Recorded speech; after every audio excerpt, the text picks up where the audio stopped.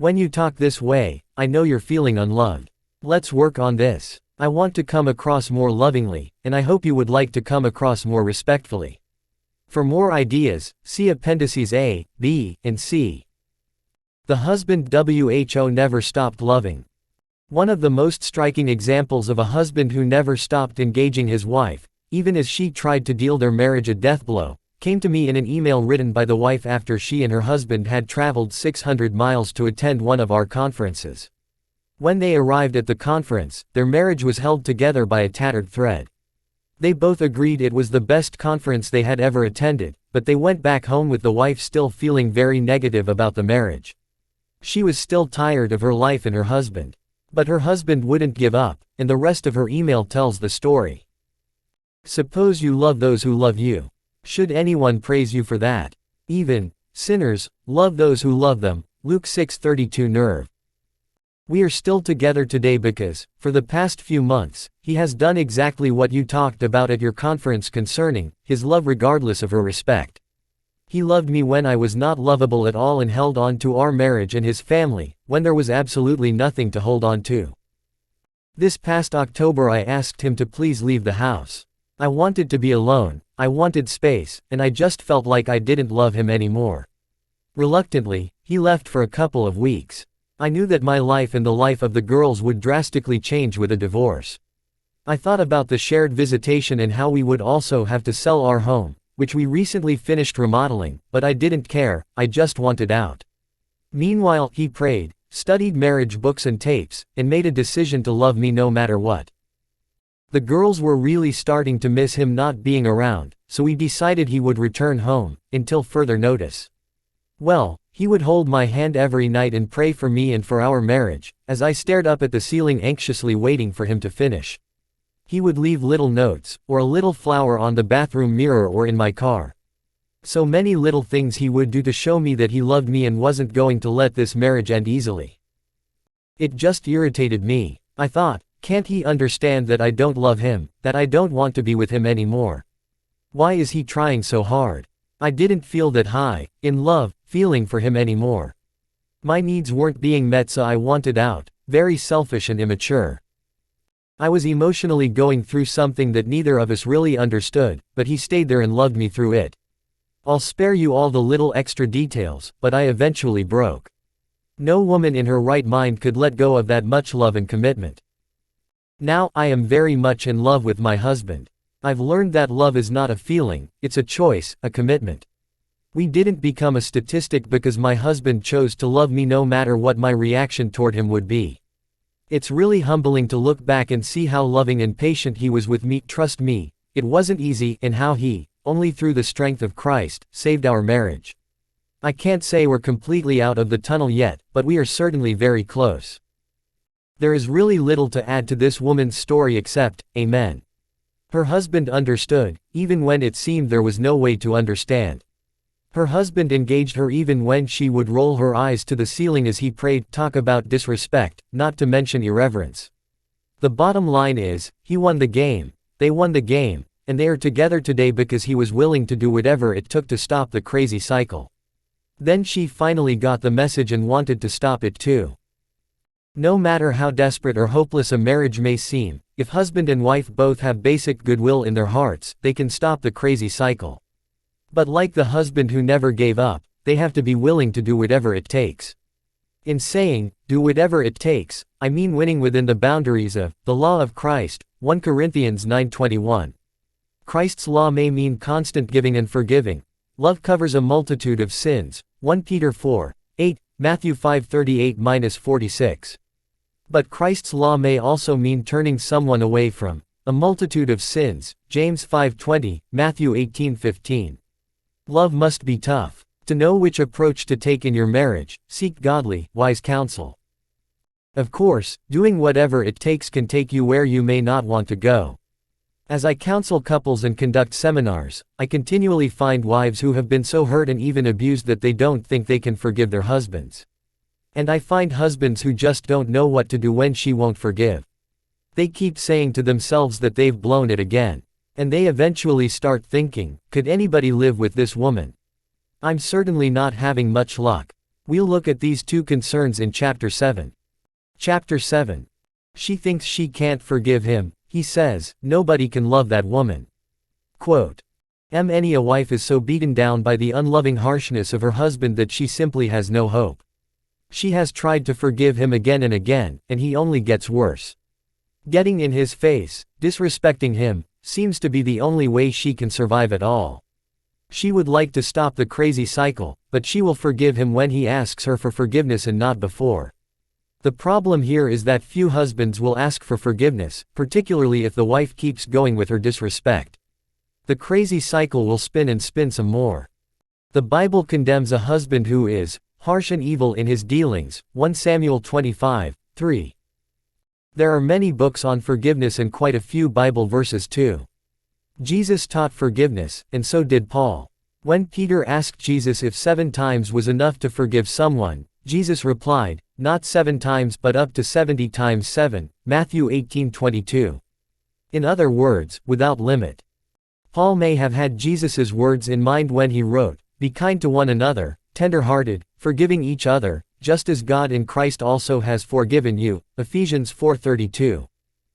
I freely admit that it's really not fair to ask wives to forgive their unloving husbands. But this isn't about fairness, it's about touching his spirit, and possibly God will touch him as well. The wife may have been mistreated, but she can influence the situation to take a new course. Can she overlook another unloving remark or thoughtless act? It is easier to forgive when you let go of the belief that your spouse intended evil. The love and respect connection teaches that when the two of you wind up spinning on the crazy cycle, your husband did not intend to be unloving any more than you intended to be disrespectful. You reacted because you felt unloved. If a wife is experiencing marital problems, she is no fool in God's eyes for trying to be reconciled to her husband, 1 Corinthians 7:11. Should a husband be unforgiving of your disrespect when your deepest cry was for love? Ideally, the answer is no.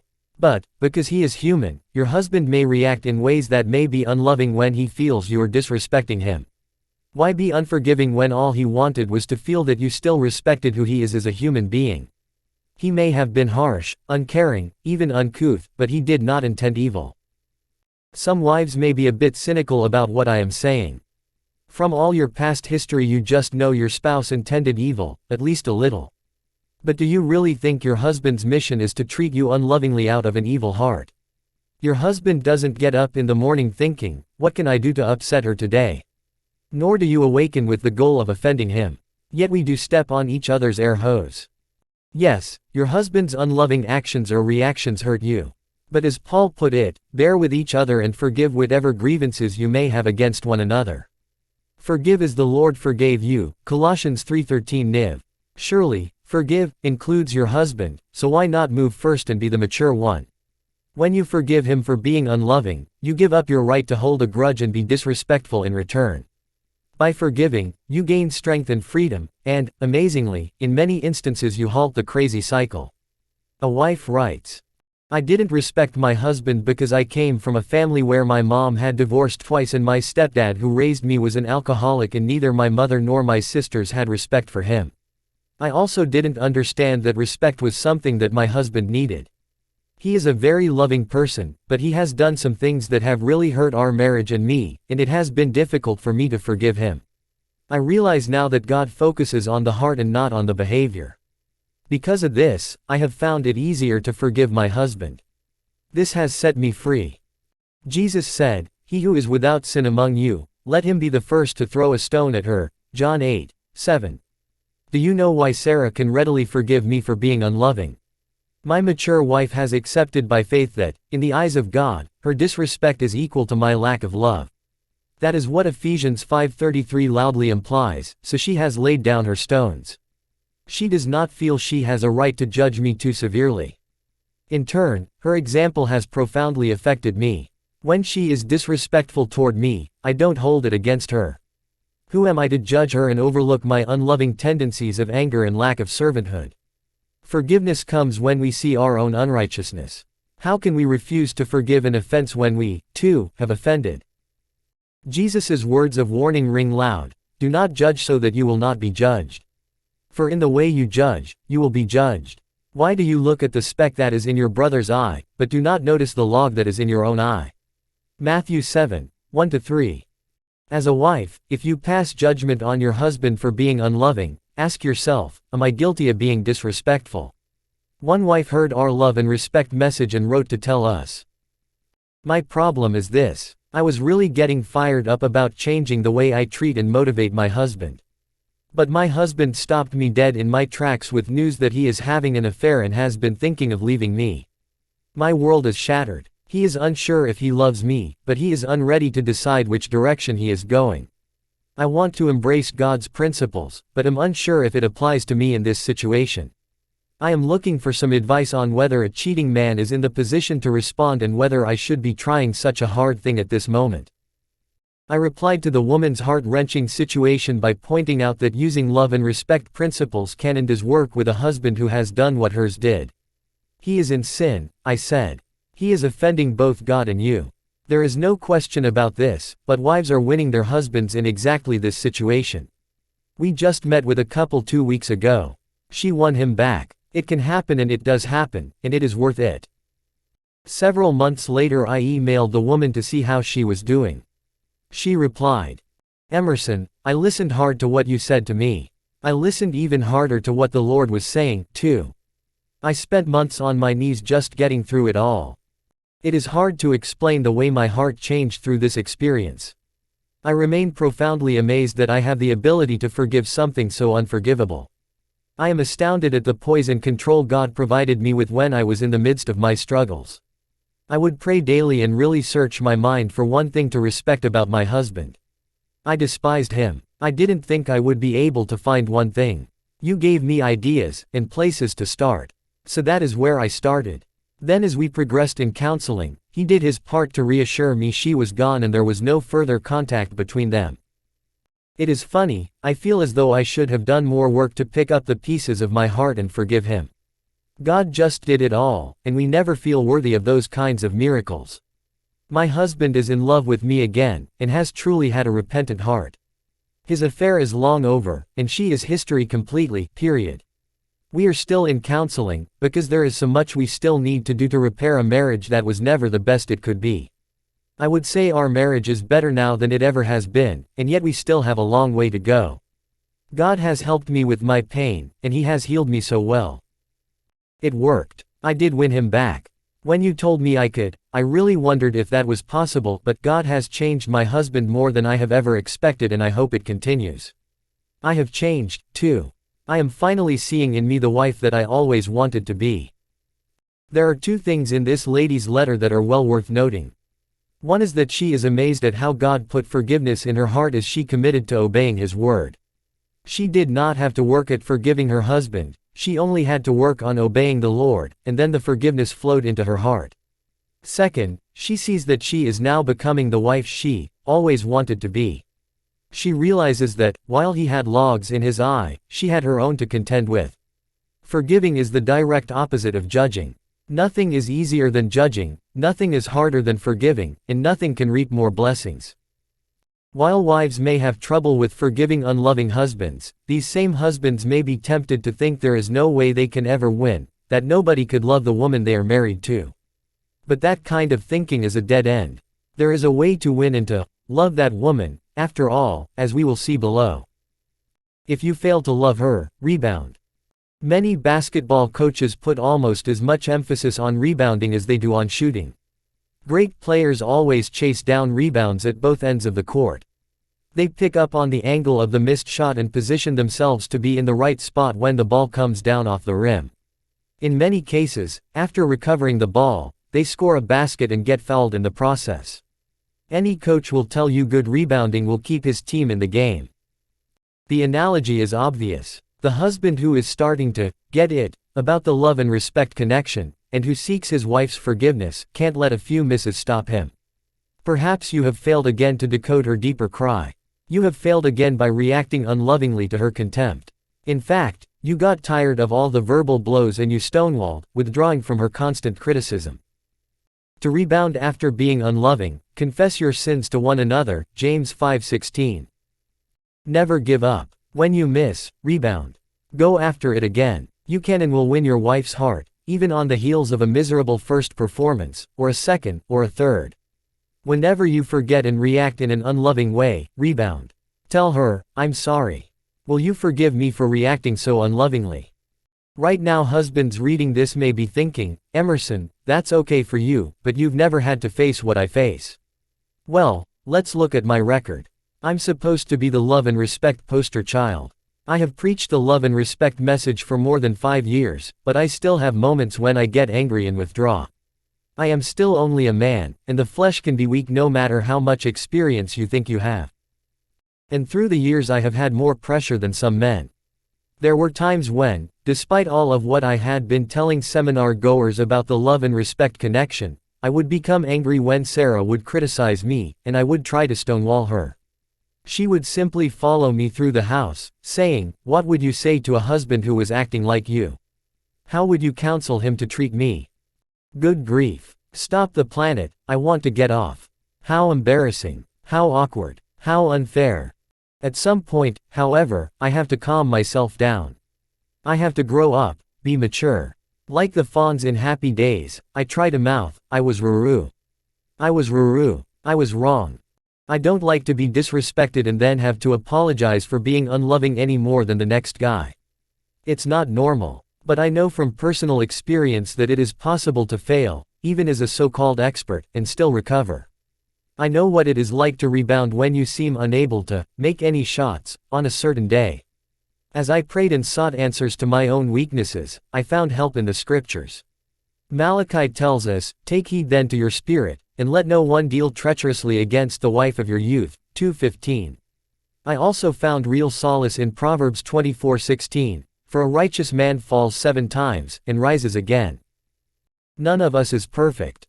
We all blow it. As a man takes baby steps toward a better marriage through the love and respect connection, he may find himself falling 7 times and possibly more.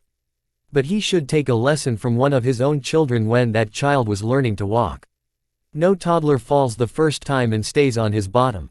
He gets up and falls down, gets up and falls down, gets up and falls down, gets up and keeps walking. Eventually, he figures it out. Husbands, some of you have stuff from the past. Bad habits exist. The sins of your fathers are visited upon you. See Exodus 20:5. You will slip and not think about decoding her message at the moment because she feels so offensive. You might even say, "Drop it," and then you will try to move on without thinking more about it. While God is gracious and kind, He knows that old habits don't die unless they are dealt with. It is in moments like these that He will speak to you, saying, "Go back.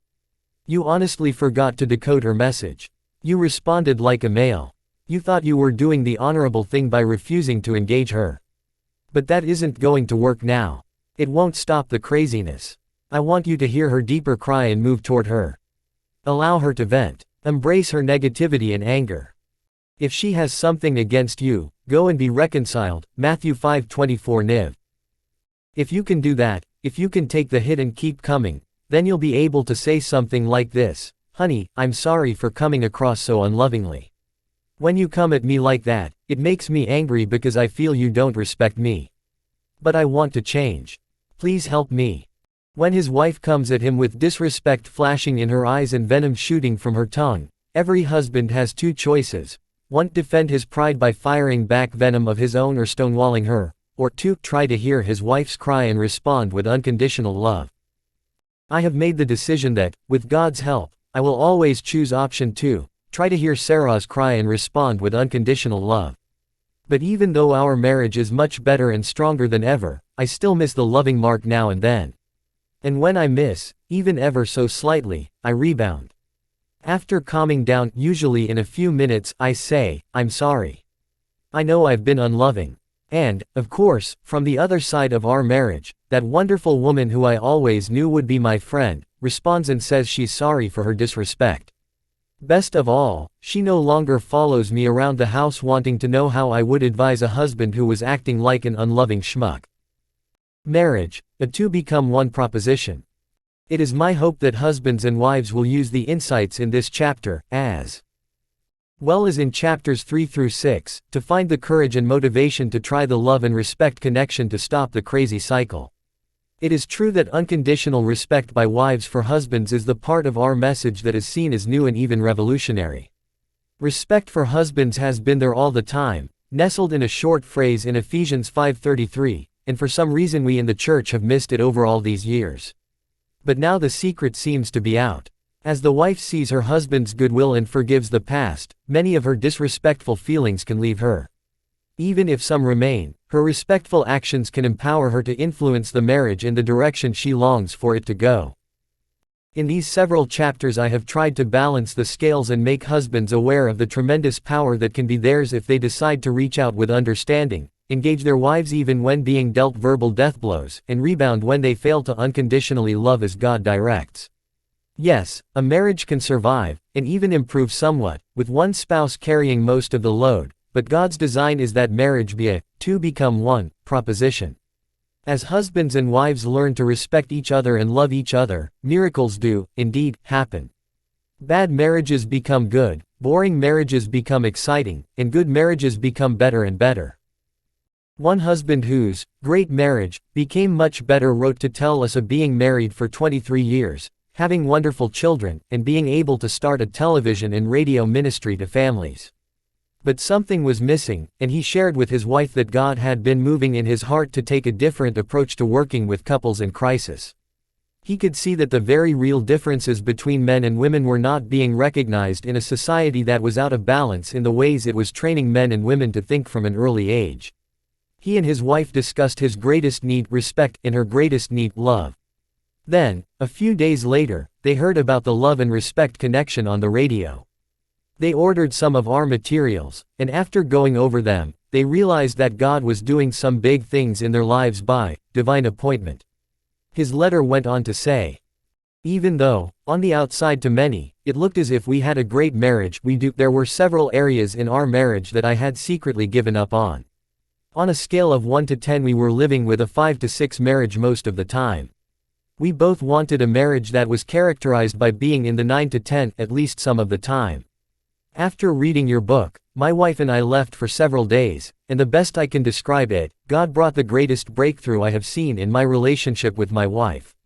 Somehow God softened our hearts as we began to really look at this love and respect issue with more priority. This should come as no surprise, but it is so much easier to teach what is right and true than to completely live it for yourself. Now my wife and I continue to grow even closer, and I think our effectiveness in administering to couples in need is being greatly impacted. We also get many letters from couples whose bad marriages have become good. For example, we heard from a wife who admitted that both she and her husband were on marriage number 3. In addition, they were in recovery for alcoholism, and she had come from a broken home and had very little respect for men. After 2 years of this third marriage, she wasn't sure it would last either. She had been reluctant to marry again after 2 failures, but after meeting with a counselor, she wanted to do it God's way this time. Then her husband was injured and needed surgeries that kept him out of work for 2 years. The financial strain was terrific in trying to care for a blended family of 5 teenage boys. Her husband seemed to have no self-respect and wasn't acting respectful or loving toward her. She felt if she just loved him more it would work, but it didn't. They tried studying videos and workbooks on marriage, as well as counseling, but they couldn't turn around their crazy cycle. Feeling trapped and helpless, this wife cried herself to sleep at least 2 times a week and could not imagine going on like this much longer, when she heard about our book, Motivating Your Man God's Way. Her letter continues. To stop the crazy cycle, obey God's word, which also performs its work in you who believe, 1 Thessalonians 2:13. After reading your book, I apologized to my husband and told him I had not been respectful of him and that I truly wanted to, and then I started doing just that. And, ta-da, it works. My gratefulness cannot be expressed. I finally get it. Thank you for revealing to me how to respect my husband as God has commanded. I have been using respectful phrases, and my attitude, and most importantly his attitude and behavior, has done a 180-degree turn. I have peace and hope that this will be our last marriage and that it will honor our God. I especially like a letter we received from a daughter who reported on the difference that the love and respect message made in her parents' marriage. Her mother told her that she just asks the Lord to change the look on her face and the feelings she has. That always works if she keeps her mouth shut. The daughter's letter continued. Anyway, my mother is doing that and my dad is confessing things from the past. She is seeing a big change in the way he is thinking and acting, and it has given her hope for the future. She also says she is using the respect words and is seeing immediate results in the way my dad responds back. This is awesome because they have never been able to talk serious without anger or at least volume. Thank you for bringing hope to my mother and ultimately to me and my sisters. From the crazy cycle to the energizing cycle. Letters like these just keep coming. The love and respect connection is stopping the crazy cycle in marriages all over the country. If husband and wife can commit to meeting each other's primary needs, unconditional love for her and unconditional respect for him, they will take a giant step toward keeping the crazy cycle under control. Note that I did not say, getting rid of the crazy cycle once and for all. As much as I wish I could give you a surefire way to do this, I can't. All of us get on the crazy cycle from time to time because nobody is perfect. Sarah and I still work at controlling the crazy cycle because we can react negatively to each other in small and seemingly insignificant ways. She sees pink and I see blue, she hears pink and I hear blue, so conflict is bound to happen. Keeping that conflict contained and not letting it escalate is what controlling the crazy cycle is all about. For ways to control the crazy cycle, see appendices A and B.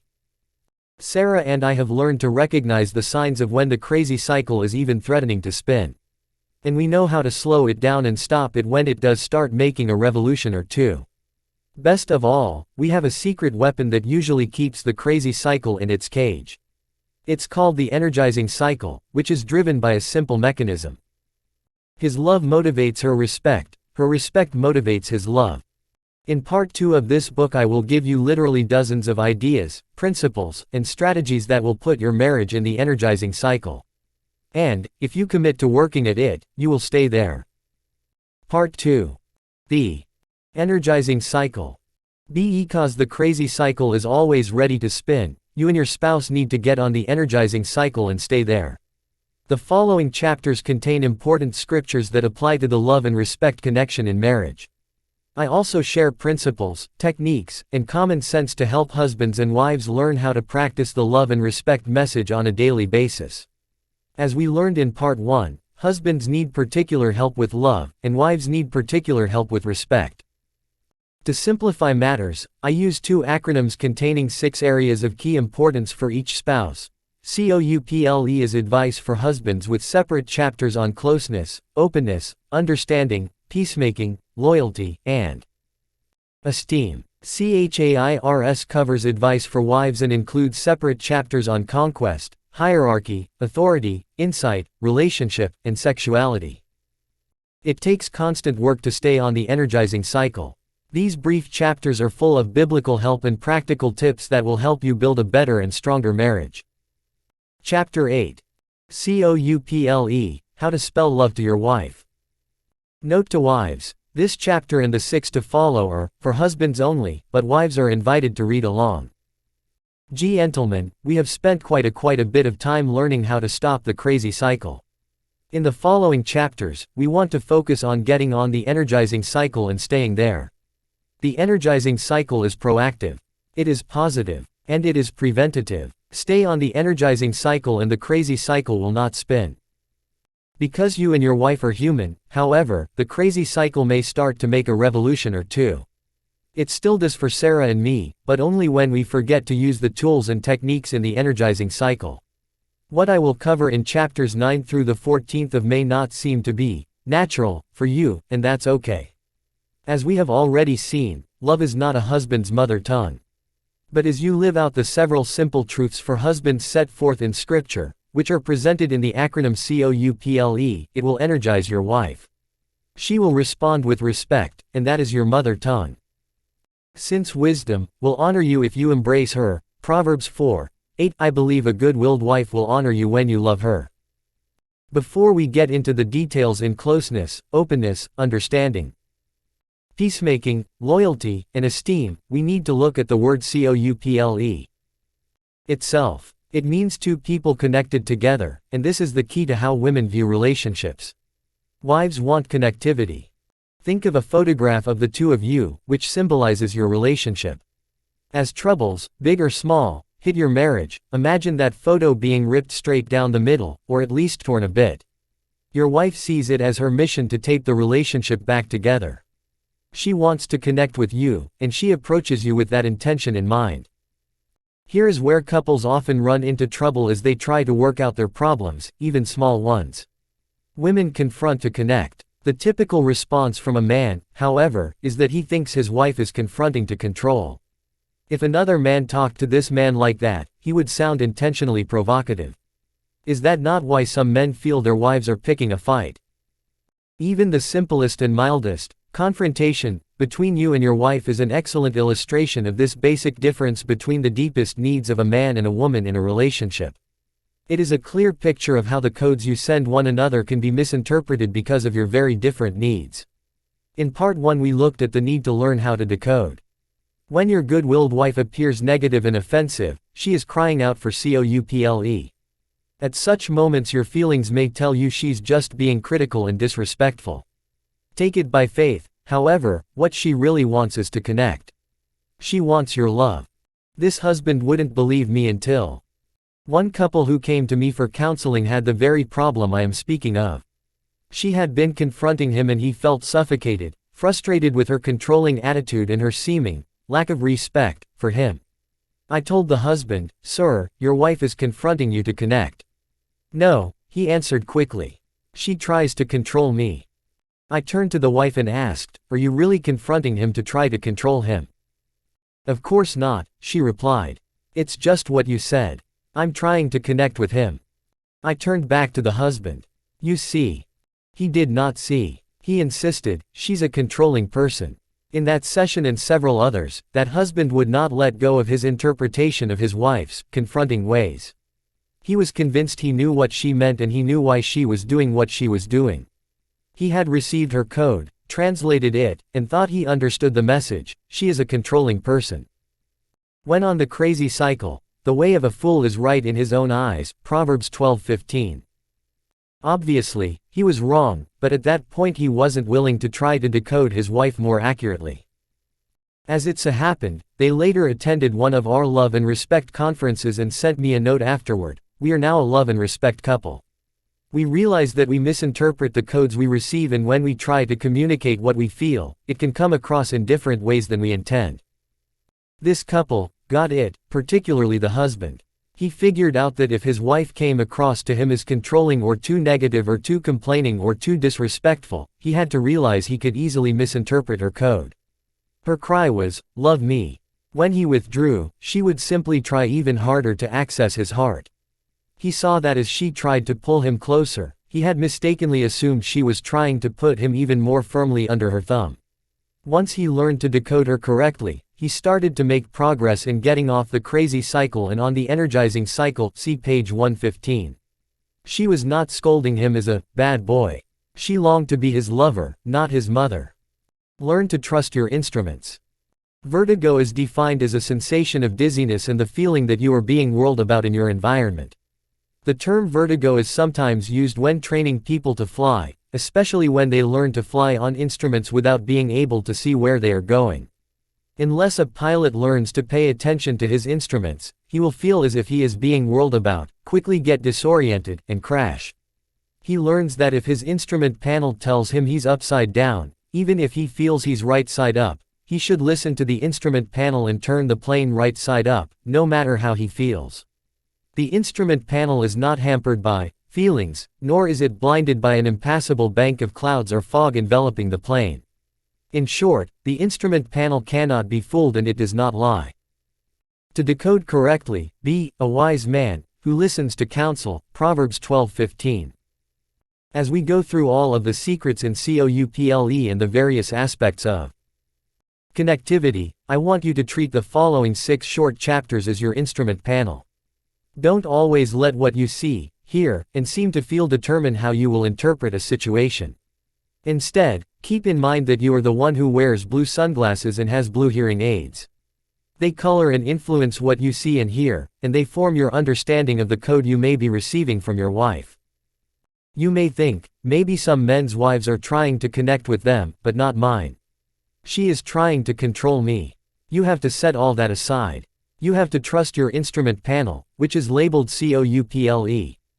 Do this and you won't get disoriented and dizzy, sure signs of the crazy cycle. Instead, you will energize your wife. COUPLE is based on foundational biblical passages related to husbands in marriage. You cannot go wrong trusting and obeying God's revelation. You will learn how to show love in your tone, words, and face, even in the middle of a conflict that would normally send you into some state of stonewalling or irritation. And you will see her melt. Trust me, the energizing cycle is truly powerful when you trust your instrument panel. You cannot go wrong when you say, "I trust in your word," Psalm 119:42. In the ocean of conflict, men sink unless. As we saw in part 1, a man's tendency is to pull back from conflict. When the ocean of marriage emotions becomes turbulent, a husband can feel as if he is drowning. A wife, on the other hand, stays afloat quite naturally and comfortably. But if a husband will use biblical principles, God's techniques, if you will, I believe that he can learn to swim through the conflict. A man voiced his discontent to me about the way his wife would verbally emasculate him. He was a man's man, blue, to the core. His tendency during her flare-ups was to stonewall, which sent her through the roof. I coached him to approach her differently to discover the benevolent power he possessed over the spirit of his wife, a power every woman readily defers to when loved. He reported back to me his shock when he tried what I suggested. As usual, she became disgruntled and vexed with him about something trivial. He stopped her and said gently but firmly, "Look, you can continue to emasculate me or you can join me on the couch where we can sit down and pray over this." Like air out of a balloon, all the negativity drained from her. She stopped her ranting, turned, headed for the couch, sat down, bowed her head, and put her hand out for him to hold. He was in utter disbelief. He had never seen such a sight. I told him, "Look, women may seem to be out of control or it may appear they are trying to control you, but their real motive is to connect in love. When she feels true love coming toward her, she immediately and respectfully aligns herself with the spirit of her husband. Her goal is accomplished. That was her purpose all along." Using the love and respect connection proves that a man of knowledge increases power, Proverbs 24:5. This husband saw my point. He admitted that trying my suggestions went against his natural grain, but when he saw the results, he became a believer. He had learned to trust his instrument panel. For examples of how to tell your wife your needs and to gain insight into her needs, see Appendix C. To love her doesn't mean becoming pink. Note that when I ask you to trust your instrument panel and pursue a course of love with your wife, I am not calling on you to become a woman. We make a huge mistake in the church, particularly among evangelicals. We tell men to get in tune with their feminine side, yet we don't tell women to get in tune with their masculine side. Men are not to be effeminate, see 1 Corinthians 6:9. When I challenge a husband to love, I am not calling on him to become pink. Instead, I call on him to be a man of honor, to adjust his blue sunglasses and blue hearing aids a bit and put on love. The truth is, it is easier for many a man to die for honor than to move toward a contemptuous wife in a loving way, saying, "I believe I was wrong. Can we talk about this?" To turn to your wife in the middle of a conflict and say, "I am sorry. Will you forgive me?" takes guts. I know because I have been there. It isn't pleasant, but it works powerfully. Over time it becomes easier, but it is never natural. Even so, this response gives you the power to drain the negativity out of your wife in conflict after conflict. And the best part of it is that you, the male who tends to see and hear life through blue, will touch your pink wife in the tender and loving way she desires. Some wives simply melt. Others warm up considerably. At the very least, she will soften and you can talk through whatever the situation may be. You will gain the right to appeal to her to understand your need for respect and to join you on the energizing cycle. When you act on COUPLE, you will enjoy life with your wife, whom you love, Ecclesiastes 9:9 Niv. As we study COUPLE, my prayer is that you will discover how Scripture describes God's heart and will learn what it means to be a husband.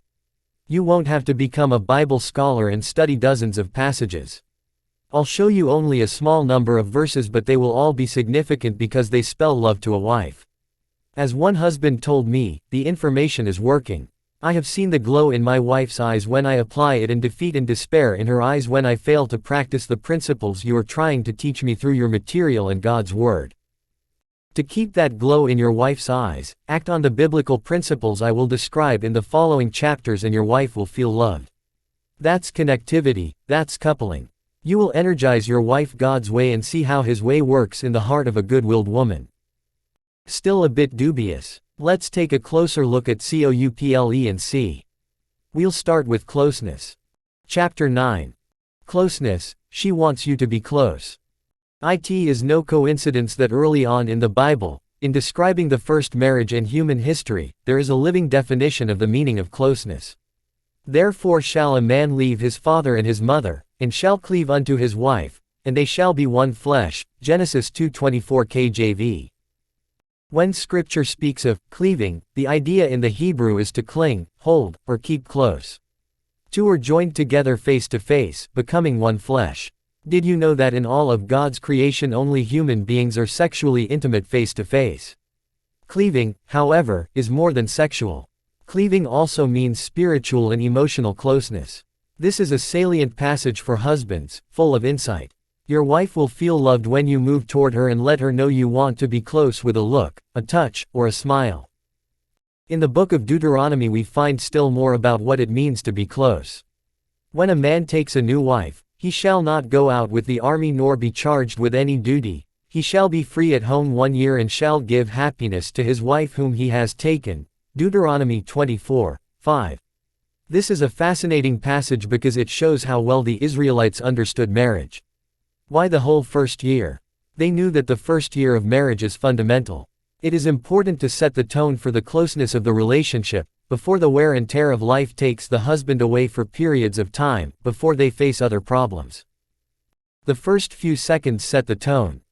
Spending all of the first year together and never being apart is not feasible for the modern marriage, but you can still set a positive tone each day. When you come home after you have been apart, the first few moments of reconnecting will set the tone for the rest of the evening. In today's culture, economics often dictate that husband and wife both work. Your wife may arrive home after you do, but the basic dynamics of closeness still apply. Remember that she wants to connect. She wants face-to-face involvement. You both have had a long and possibly tough day.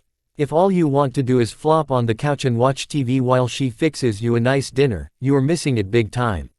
This kind of uninvolved behavior will not make your wife feel loved. She will feel loved if you come into the kitchen and help her prepare dinner, even if it's nothing more than setting the table. Or you could possibly even start dinner before she gets home. What a concept.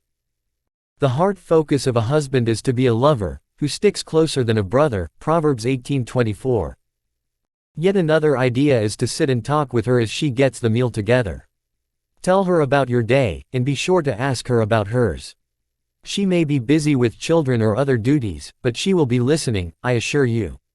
What she tends to look for is your desire to dwell with her for a short period to discover where her heart is. If she senses you authentically want to connect, this can do more for her than a 1-hour discussion. For your wife, face-to-face time is heart-to-heart time. This is especially true if she is deeply burdened, and the wise husband tries to pick up clues that suggest this might be the case. Some husbands might think that spending all of this time in the kitchen is unmanly, but as we have seen in Deuteronomy 24:5, the Hebrew generals did not mock a warrior for being home. In fact, as a man of honor, he was ordered to spend his first year of marriage with his wife. Undoubtedly, a young bridegroom wanted to be out with his comrades fighting the enemy, but as a man of honor he learned to do two things. In the field he did what was respectable, and in the family he did what was loving. He wore his two hats interchangeably and wore them well. What my 4-year-old taught me about connecting. If a husband will adjust his blue sunglasses and blue hearing aids, he will understand that his wife has a need to feel close and connect face to face in a way that he does not. Think about coffee shops across the land where cappuccinos and lattes are sipped and savored. Many of these shops have little round tables with 2 chairs facing each other. Usually 2 people are seated at these small tables, leaning forward, face to face, hand under chin, and they are talking. Are these talking people men or women? As a rule, they are women. Women like round tables that place no one at the head in a position of leadership. They like to see eye to eye and connect on a personal level. I learned about this female need for face-to-face connection from my daughter, Joy, when she was just 4 years old. One evening I put her to bed, and I lay there with her for a few moments to help her get to sleep. The room was pitch black, and Joy was talking as usual, Little Miss Motormouth. Neither of us could see the other in the darkness. As she was talking, suddenly she said, "Daddy, look at me." Then her little hands reached over and grabbed my face, forcing me to look toward her. Already at this age, even in the dark, she sensed that Daddy wasn't looking, and if he wasn't looking, then he wasn't listening. I cannot recall my sons, Jonathan and David, ever grabbing my face like that and demanding, "Look at me." This connectivity is what women look for in any relationship, and especially marriage. When she married you, she thought you would be like her best girlfriend. You would figuratively sit with her at the little round table to talk eye to eye. But that probably didn't happen. With many husbands, it seldom or never happens. Involvement or independence. Before you take a guilt trip, realize that no man can meet all the emotional needs of a woman. At the same time, perhaps you can start to try to meet some of your wife's needs by foregoing your tall, cool one, your newspaper, your sports center. You can understand what she is doing when she moves toward you, which she normally will do. That's why she follows you around in the evening, or did when you were first married. It's her way of showing you she loves you. A woman in love longs for closeness. When I found him whom my soul loves, I held on to him and would not let him go. Song of Solomon 3:4.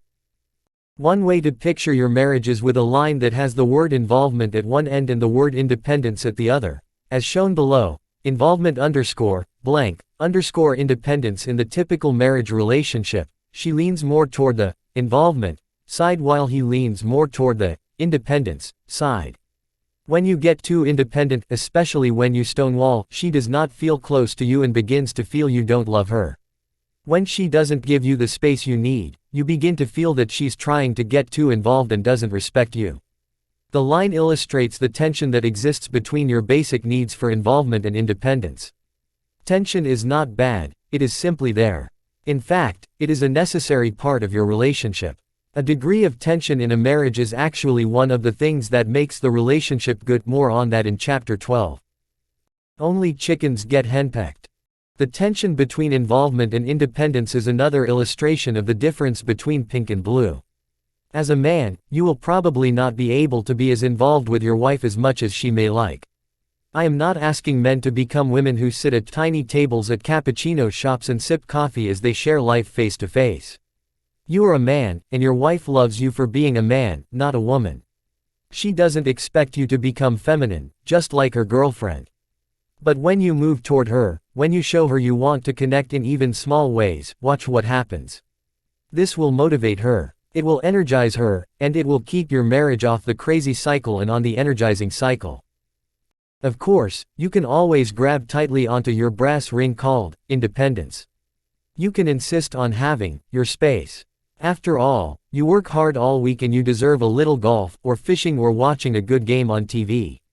You aren't going to be the henpecked husband who can never get out with the guys because his wife always has chores or errands she wants him to do. And besides, you're not going to move toward her until you get a little more respect, a little more awareness of your need for space and independence. This, of course, does not work, never has worked, never will work. You cannot motivate your spouse to give you what you need by withholding what she really needs. If you do, you are only jumping on the crazy cycle. Without love, she'll react without respect. Without respect, you'll react without love. One of the biggest stumbling blocks to drawing closer to your wife may be the classic male fear of being so controlled you feel you can't make a move without checking with her. If you have committed to being a love and respect husband, fears that you will be henpecked or childish. Genesis 2:24 talks about cleaving and becoming one flesh with your wife. There isn't a word about being henpecked. Obviously, both of you need some space now and then, and working that why out is part of becoming mature adults who communicate and who try to decode each other's needs. See Appendix A, page 305. A husband is to recognize that, in the Lord, neither is woman independent of man, nor is man independent of woman. 1 Corinthians 11:11. Crazy cycle versus energizing cycle, battle to the death. So choose to be an adult. I did, and it worked. I finally understood that to stop the crazy cycle and stay on the energizing cycle, I had to give Sarah what she really needs. When I did that, a funny thing happened. She became motivated to give me what I really need. To paraphrase the golden rule, just as you want your spouse to treat you, treat your spouse in the same way, see Luke 6:31. There is no neutrality here. In a way, this is war, a battle to the death between the crazy cycle and the energizing cycle. You can either motivate your wife rightly or you can demoralize her. It's your choice. There is an old story about an older couple having dinner in a restaurant. The wife sees another couple about their age sitting in a booth nearby. She sees the husband sitting close to his wife, with his arm around her. He is whispering things in her ear, and she is smiling and blushing. He's gently rubbing her shoulder and touching her hair. The woman turns to her husband and says, "Look at the couple over there.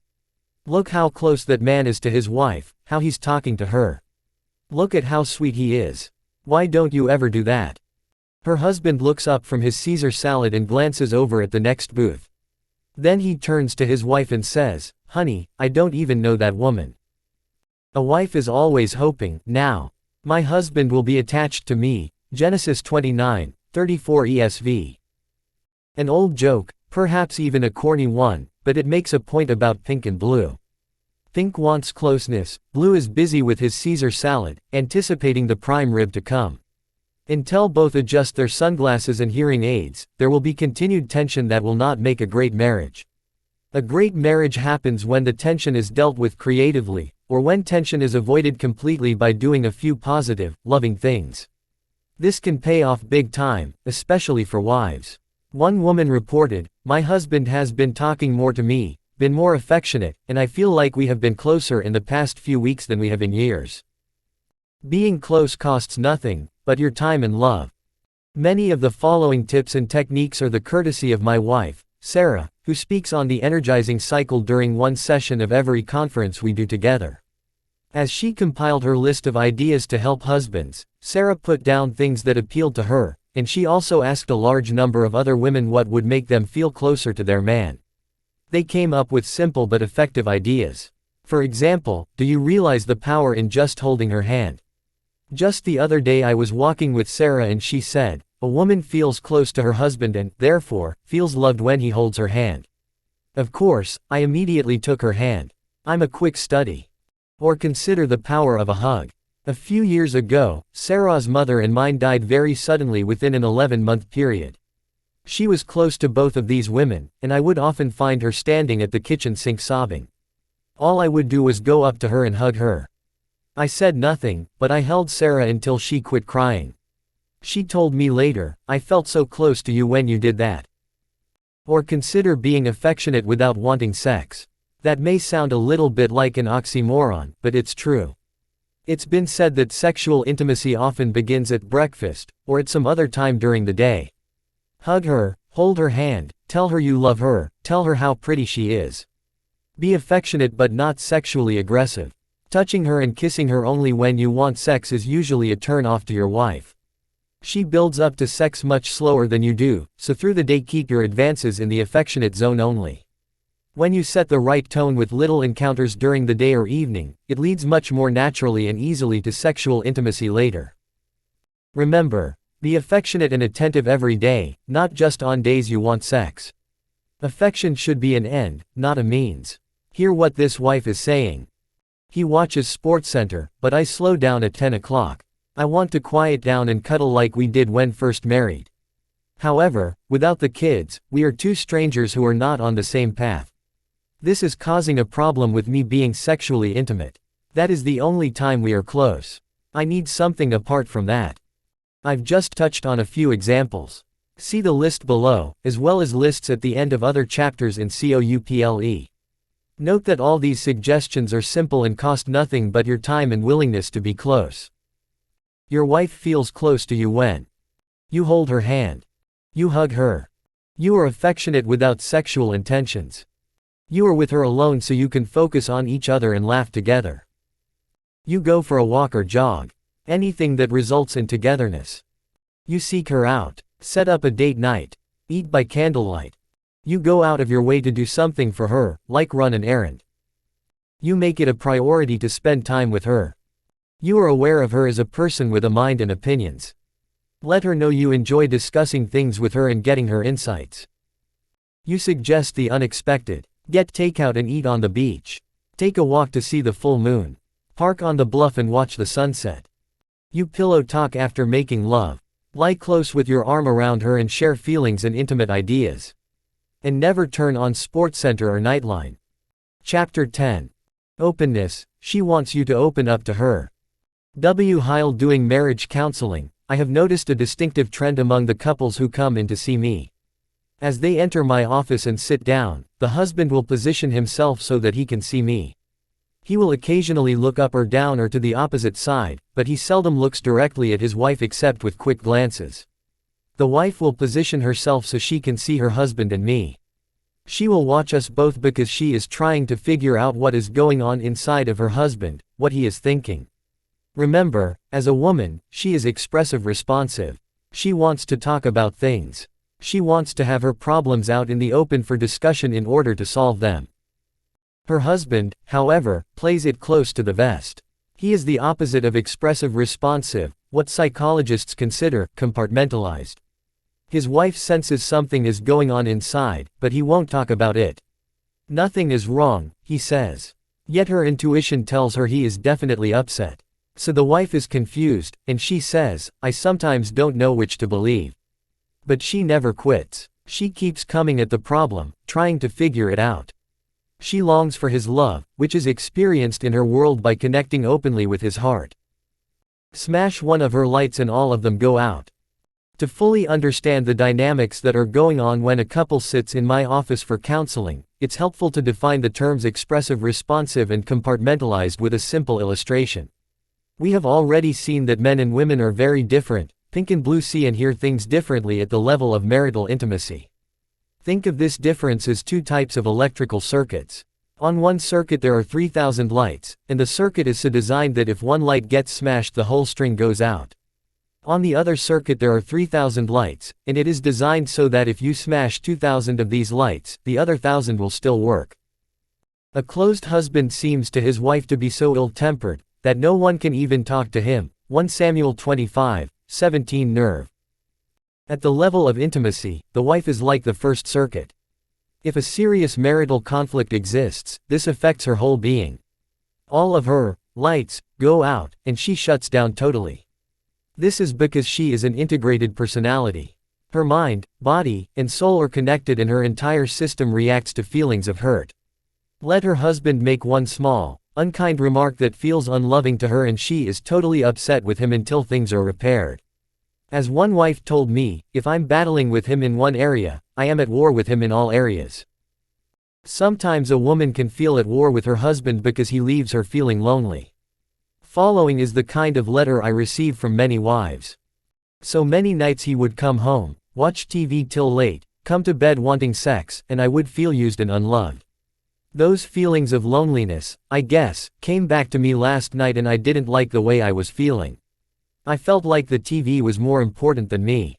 I realize it isn't true, but that is how I feel. He gets very upset with me when he reads my body language. He will hardly talk to me for days. Let every husband heed what this woman is saying.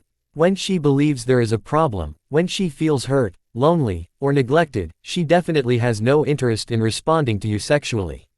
When her spirit is crushed, her body is unavailable. The wife's crushed spirit is not hard to see. Her face tells it all. While women are expressive, men are more poker-faced. The wife may complain that her husband seems to be able to operate as if there is no problem between them when she clearly is still upset and feeling crushed. He goes to work, and when he returns home, he cannot believe she is fully charged to talk about an earlier tension. Usually he has to be reminded of what exactly happened because he has forgotten. For her, the whole day has been interwoven with the spat they had at breakfast. She has replayed and rehearsed the episode a dozen times. But he says, oh well. Let's just forget it, okay. Let's move on. She cannot imagine how he could make such a remark. Why is he not upset the way she is upset? The answer is easy. Remember the two electrical circuits. Her husband is the one where you can smash 2,000 of his lights and the other 1,000 will still work. That is what is meant by compartmentalizing his problems. A man has much more ability to control his reactions. His blood pressure may be going through the roof, but he can keep it under wraps. He may be deeply pained, but he shoves it into a compartment in his mind, saying to himself, what's the point in trying to talk about this if that's the way she feels? 1. Wives see husbands as mysterious islands. What I have just covered is a powerful piece of information for all husbands. Understanding that she is integrated, that she is expressive responsive, gives you a huge insight into knowing how to respond when she probes to get you to open up. When a couple sits in my office, the wife is trying to figure him out. She cannot understand why her husband is not as expressive as he was during courtship. During those first months of dating, both of them had been totally open, sharing inner dreams, yearnings, fears, and failures. They spoke heart to heart, and their openness was something they could literally feel, much like the lovers described in Song of Solomon. The one I love was at the door, knocking and saying, "My darling, my very own, my flawless dove, open the door for me." 5. 2 CEV. The imagery of the opening door symbolizes two people drawing close and sharing their hearts. They are attracted to each other sexually, emotionally, and spiritually. So what happens to the typical male's openness once he is married? During courtship the man was seeking to discover the woman of his dreams. It was an exhilarating adventure. Once he concluded that she was his dream come true, contentment set in. He no longer felt the need to share and be open. In fact, he preferred simply being together, shoulder to shoulder, and saying little more on this in chapter 20. He didn't understand that his openness during courtship was spelling love to her in big letters, and that she was being energized beyond words by his transparent talk. Now that he is married, he doesn't understand her need for him to be open, to simply talk to her, share with her. Every wife dreams of narrating to others, "My beloved speaks to me," Song of Solomon 2:10 ESV, as she reports in detail their romantic conversations and adventures. To wives, husbands often appear as mysterious islands. Wives keep paddling around their husbands, looking for a place to come ashore, but there is a fog holding them back. There is no place to land. He appears to refuse her access. As one wife wrote to me, "He is completely disengaged. It is really difficult being around him. He never talks. I have no idea what would touch his heart and I really would like to know. It seems as though I am stumbling around in a dark room and the light switch is not where it is supposed to be." Of course, there are always exceptions. I have counseled couples in which the woman holds in her problems and the man wears his heart on his sleeve, but down through the years these couples have been in the minority. Generally speaking, men and women follow the pattern I lay out above. See Appendix D. Sarah prefers to be up to date on a daily basis. Most wives are like Sarah. She prefers to talk about marital problems on a daily basis to keep the relationship up to date. Sarah feels this prevents any major problems from developing. Throughout our early years of marriage, I really didn't understand what she meant by keeping things up to date to prevent problems. In fact, I often thought that talking about potential problems on a daily basis had to mean we really did have some kind of major marital problem. Emerson, needed to be reminded of the scriptures. The heart of her husband trusts in her, Proverbs 31:11. Through the years I misinterpreted Sarah's purpose behind the talks. I often felt they were another rebuke for my failure to be loving, so I'd pull back to prevent feeling disrespected. When I responded to her questions with silence, she would move toward me even more, trying to find out what the difficulty was.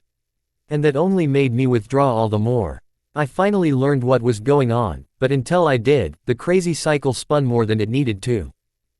Now, to keep us on the energizing cycle, I work hard at decoding Sarah's messages when she starts asking questions or pressing me for information. I still have that natural male inclination to think she may be snooping, prying, criticizing, or even trying to control me. I am tempted to feel like the husband who told me, "My wife is always prying." I feel like she has these giant claws, you know, the kind they use to open up automobiles to rescue people inside, and she is meddling to get inside me. I need my space. I need my independence. I know how this man feels, but I put those kinds of thoughts aside. I know Sarah is not trying to control me, she is a good-willed woman. I know she just wants to connect with me and feel an openness and closeness between us.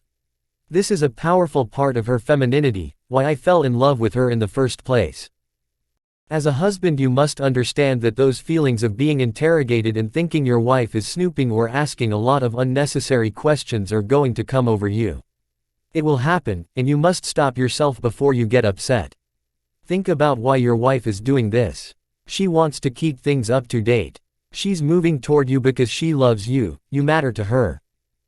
She does him good and not evil all the days of her life. Proverbs 31:12. Beware of becoming embittered. Unfortunately, some husbands can't or won't try to deal with their verbal wives because they fear feeling inadequate and disrespected. One woman acknowledged, "Through the years I came off as the heavy in the relationship and he always felt when we discussed things it was to fix him and he avoided our so-called discussions." One man who along with his wife was struggling to spend more time on the energizing cycle wrote to admit that at one time his fear of openness had been a major problem. He said, "I did not reveal myself to her. I stuffed many of my thoughts, emotions and needs that I feared would lead to rejection if I voiced them. This was cutting her off. I believe this was an abdication of my responsibility. I have known for many, many years that honesty and openness is God's way but had not really come to terms with it until recently. Over the years I have dealt with many bitter husbands whose anger simmers just below the surface. This kind of husband is not sweetly and gently open with his wife. Instead, he is suspicious of her and feels she has an agenda to irritate and provoke him. His wife intuitively knows, or strongly suspects, he is secretly and constantly mad at her. Paul may well have had this kind of man in mind when he wrote the only negative admonition in the entire New Testament to husbands about how they should treat their wives. Husbands, love your wives and do not be embittered against them. Colossians 3:19. The concept conveyed in the Greek is the idea of a bitter taste in the mouth. To be embittered means that you are upset and irritated, exasperated, indignant, and angry. When we talk about a person being bitter, we usually think he is churning angrily inside over some past disappointment. The embittered husband can be harsh, cynical, or resentful. Instead of being open to his wife, he closes off his deepest heart, giving the impression there is very little he finds tasteful about her. The bitter husband has no hope for openness with his wife. Perhaps some degree of bitterness is still a problem for you in your marriage, even though you and your wife have vowed to get off the crazy cycle and start energizing each other. The answer to bitterness is to listen to the gentle prodding of the Holy Spirit. See John 14:17, 26, Romans 8:9. That can work wonders, as one wife's letter clearly shows. She and her husband attended one of our love and respect conferences. Afterward, she still felt emotionally raw and vulnerable. The next day he sharply criticized her driving. Sensing she was hurt, he later asked if everything was okay. She told him how she felt. She couldn't please him when she drove, and he argued, saying that her feelings were wrong, making her feel worse. The letter continues. But about 5 minutes later, he came to find me, to tell me he was sorry, and that if what he was doing to be helpful was, in fact, harmful, he would stop immediately. Then we hugged and it was over. How wonderful. Just a little thing but great. This husband decided to concentrate on his inner man. Instead of rationalizing his negative attitudes and criticisms, he reconsidered. He listened to that still, small voice within. As he opened up to his wife, she felt his love. If only husbands could recognize the power of their love and how badly their wives want it. Here are quotes from different wives who long for openness and a little tenderness. So guard yourself in spirit. Don't break your promise to the wife you married when you were young. Malachi 2:15. Nerve. I need him to dig deep and shoot straight and be willing to answer from his heart and not from the emotion of anger. It doesn't work. Rather than being withdrawn and aloof, my husband has begun to do things I only wished he would have done in the past, i.e., share his heart with me. Amazing things began to occur. He began to reveal his heart. We actually have conversations rather than monologues. How will you then live with this sensitive creature? At this point many a husband might be saying, good grief. I had no idea what I was getting into when I married this sensitive creature. That's right, you didn't, but you should be thankful for your wife's sensitivity and its many facets. Her sensitivity enables her to stay up all night with the kids when they are sick. Her sensitivity is what drives her to wait on you hand and foot when you're down with the flu, moaning, groaning, and wanting another Excedrin. Yes, her sensitivity sometimes causes her to feel that you're closing yourself off from her, that you're angry with her.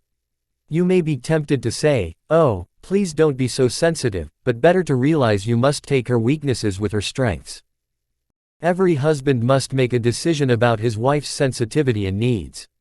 He can close himself off and refuse to be open, or he can move toward her and connect with her at new levels of openness. One of the simplest yet most effective steps you can take is simply to share your day with her. If you don't want to talk at that moment, say something like, "Something happened at work today, and maybe we can talk about it later, but right now I would rather not. There is nothing wrong between us." That last phrase is what she will be looking for. She needs reassurance that your mood has nothing to do with her. When you do talk, be especially wary of sounding harsh. A man is typically quite forceful in expressing his opinions. You can sound harsh without realizing it. You may not have meant to be harsh, but your wife deflates right before your eyes. As you simply stated the facts and firmly gave your opinion, you clamped down on her air hose. A few years ago, one of our teenage sons was talking to Sarah in what she considered a very harsh way. She said firmly, "David, please don't speak to me that way." According to Sarah, he looked at her as if she were from another planet. He said, "What do you mean? That's how I talk to my friends." "Guess what?" Sarah replied. "I'm not one of your friends. I'm your mother, and I'm a woman." So David got a good lesson that day entitled, "Why You Shouldn't Be Harsh 101. For more instructions, see appendices A, B, and C. And one more thing. At the risk of sounding like a broken record, remember that if you are good-willed and open to your wife emotionally, she will feel close to you and open with you sexually. To put it another way, you must not be open to get sex. A wife sees through that and is turned off sexually. But when you authentically meet her emotional needs, she'll be empathetic to your sexual needs. God has designed marriage to be symbiotic. You will find more ideas in the list of tips below. But the main thing is to trust your wife's heart. Open yourself to her, and you will stay off the crazy cycle as the energizing cycle hums along nicely. Your wife feels you are open to her when you share your feelings, telling about your day and difficulties. You say, "Let's talk," ask her what she's feeling, and ask for her opinions. Your face shows you want to talk, relaxed body language, good eye contact. You take her for a walk to talk and reminisce about how you met, or perhaps you talk about the kids and problems she may be having with them. You pray with her. You give her your full attention. No grunting responses while trying to watch TV, read the newspaper, or write emails. You discuss financial concerns, possible job changes, or ideas for your future. Chapter 11. Understanding. Don't try to fix her, just listen. We have already touched on 1 Peter 3:7 in chapters 2 and 3, but now we want to look at this verse through a lens labeled, How to Have Empathy for Your Wife. Peter advises husbands, live with your wives in an understanding way. I love this verse because Peter doesn't say that I have to understand Sarah. Like every other male, I know that I cannot totally understand any woman, even the one I love with all my heart. The key is for me to come across as wanting to live with Sarah in an understanding way, and, even more, I want her to know that I trust her heart. I realize that 1 Peter 3:7 is a controversial verse for some because the complete passage says that husbands should live with their wives in an understanding way. As unto the weaker vessel, KJV. Feminists bristle at that one and claim, the man is not the stronger sex. We're equal. What we must remember, however, is that Peter makes a comparative statement, not a qualitative one. He is not saying that women are weak. He is saying that a wife is a weaker vessel because of her vulnerability to her husband within the marriage relationship. Your wife is vulnerable to you in at least 2 areas. 1, when you say things such as, "I just don't understand you. I wonder if it's worth it to try." And 2, when you dishonor her by treating her as less than an equal, fellow heir of the grace of life. See 1 Peter 3:7. Feminists try to use this verse to say the Bible declares women are the weaker sex. What Peter is saying is that a wife is vulnerable to her husband, not that all women are weaker than all men, and when you, her husband, do not seek to understand her, she is very vulnerable, indeed. One grateful wife of an understanding husband wrote to tell me, even when I have rebelled against his leading, he understands and accepts me, and does not hold a grudge against me. Always handle porcelain with care. One way to look at the phrase, weaker vessel, is to think of two bowls, one made of porcelain, the other made of copper. The husband is copper, the wife is porcelain. It's not that she is of less value. In fact, a porcelain bowl can sometimes have greater value than a copper bowl. The bowls are different and have different functions in different settings. But your wife, the porcelain bowl, is delicate. She can be cracked, even broken if you are not careful. In the heat of frustration, a husband might say, "Nobody can understand women, particularly you." And at this point he might turn around and go off somewhere to stonewall for a while, vowing to himself not to kowtow to her controlling manner until she starts respecting him. If you've been in a situation like this and then uttered unfortunate words along these lines, you might want to look down and notice the holes in your shoes. You just shot yourself in both feet, again. God has not made your wife to function around that kind of attitude. God is calling husbands to realize that their wives are porcelain bowls on which He has placed a clearly legible sign, "Handle with care." One husband finally realized his wife was his ally, not his enemy. He saw her as the kind of woman Peter describes, delicate and worthy of honor. In accepting her and appreciating her, the whole relationship began to shift. He said, "We are on a new plateau of understanding each other. I used to pray over and over, 'God, please heal our marriage, the pain is too much. Why did you ever put us together?' Now I am very thankful He did. My wife is my match in every way, before I could not see it. A huge burden has been lifted. I am not the same." The COUPLE principles are connected. Perhaps you have been noticing the connection in the principles that are represented by the letters of the word COUPLE. Closeness and openness are very similar, and one plays off the other. And understanding plays off of closeness and openness. As you draw close to your wife and are open with her, she will sense that you understand, or at least you are trying to. Remember, the husband is the Christ figure, the woman is the church figure. And as a church places its burden on Christ, a wife wants to place her burdens on her husband. Even if she can't articulate it in these words, your wife thinks of you as that burden bearer, as having those big shoulders. When she comes to you for understanding, it is a compliment. This is a big part of what love is all about. But when you shut her out, close her down, or don't seem to hear what she is trying to say, it devastates her spirit. Husbands, love your wives, just as Christ also loved the church and gave Himself up for her. Ephesians 5:25. To understand, just listen. How can you be an understanding husband? The most powerful weapons you have are your ears. Just listen to your wife, and she is much more likely to feel understood. But because his hearing aids are blue, a husband has a major hurdle. To just listen is usually not his strong suit. He is better built to analyze, give answers, and fix the situation. The unaware husband doesn't readily decode the messages his wife is sending when she comes to him with her problems. One vivid example is when Sarah and I were first dating at Wheaton College. She was taking Spanish and wasn't doing very well. As we sat in the library one day, she started telling me her troubles with her Spanish class. I listened carefully as she poured out her problems, then I said, "Okay, I'll start working on this." The solution is in creating a study calendar. We break your lessons up into little pieces, and each day you study a small chunk. Then and there at the library study table, I busied myself laying out a study schedule for Sarah. In a few minutes I had the schedule complete. I looked up, and Sarah was nowhere to be found. I glanced across the library and saw her laughing heartily with her girlfriends, having a good time. Unsure of what was going on, I wondered to myself, did I somehow solve her problem already? So I caught Sarah's eye and motioned her over. She came quickly and sat down with a happy look on her face. "Did I solve your Spanish problem?" I asked. "Oh, no, not really." "Then why are you happy?" I asked. "I just needed somebody to listen to me," Sarah said with a big smile. "Now I feel better." Somehow I had managed to give Sarah just what she wanted, an understanding ear.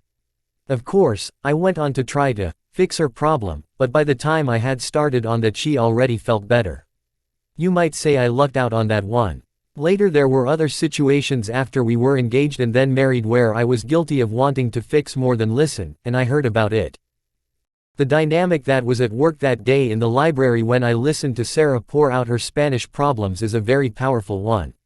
The truth is, I really didn't have to fix her problem, all she really wanted was my listening ear.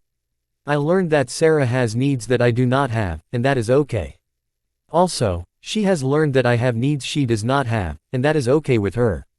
As a husband, if you can grasp that you don't always have to solve your wife's problems, you will take a giant step toward showing her empathy and understanding. Not only that, but it will save a lot of time, trouble, and turns on the crazy cycle. Do you need a solution? Or my ear. Quote. Over the years I have had my ups and downs with being a good listener, but I have learned when Sarah comes to me with a burden, I ask two questions. The first question is, am I in trouble? The answer to this is usually, no, no, no. My second question is really the more important one. Do you need a solution or a listening ear? Then Sarah can say, and she usually does, I just need you to listen. So I listen. After Sarah has shared her problem, big or small, she feels better. She goes away feeling understood and loved. The energizing cycle is humming. But in counseling situations and at our conferences, I meet many husbands who don't get it. In fact, trying to fix instead of listen is often a big point of conflict in the marriage. These husbands are still operating with strictly blue sunglasses and blue hearing aids. They are coming at problems like men. At times one man comes to another with his problem. Instinctively, Harry knows that Joe is not approaching him so he can release his emotions. He knows Joe isn't hoping that he will just listen to him. Only when a man is in a really major crisis will he want someone to just listen because he is absolutely at the end of his tether. But 95 to 98% of the time one man comes to another to share his problem because he would like some help. So Harry says, well, have you tried this? And he lays out a possible solution. That's a good idea, says Joe. Thanks a lot. The wise husband is quick to listen, slow to speak, James 1:19 Niv. Men, you see, believe they help others by solving their problems. It is well known that men and women score differently on tests. He is high in analytical aptitude, she is high on verbal aptitude. He tends to think in terms of analysis, and that is the way he processes things. More on this in Chapter 19, covering the husband's insight. And so, after helping Joe out, Harry might go home, where his wife approaches him with a problem. Because he had such good luck with Joe, Harry tries to solve her problem, only to hear, will you quit trying to fix me and just try to listen? Being a typical male, Harry doesn't like this response much. He can't believe his wife can be so disrespectful and ungrateful. After all, he was only trying to help. But it's at this point that Harry needs to pull back.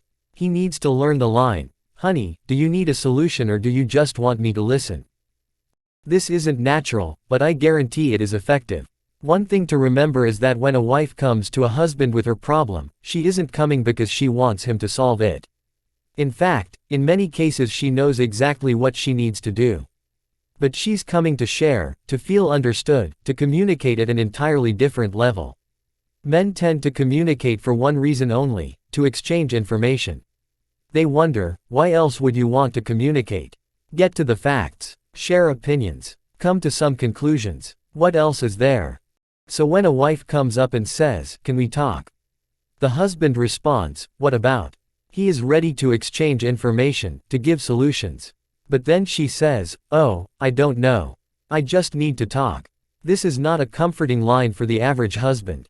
This throws his information exchange system totally out of whack. He begins to get suspicious.